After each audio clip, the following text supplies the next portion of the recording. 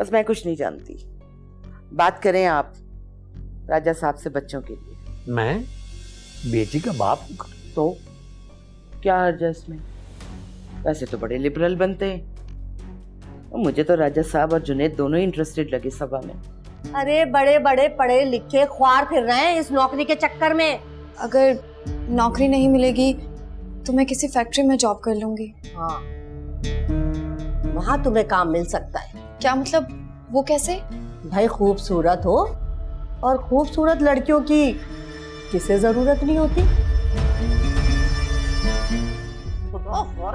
मैं छोड़ूंगी नहीं तुझे। अरे मेरा बेटा छीन लिया तूने मुझसे। अम्मा ये क्या कर रही हैं आप? अम्मा छोड़े इसे। अम्मा अरे नहीं छोड़ूंगी मैं इसे, बल्कि तू छोड़ इसको, तलाक दे इसको।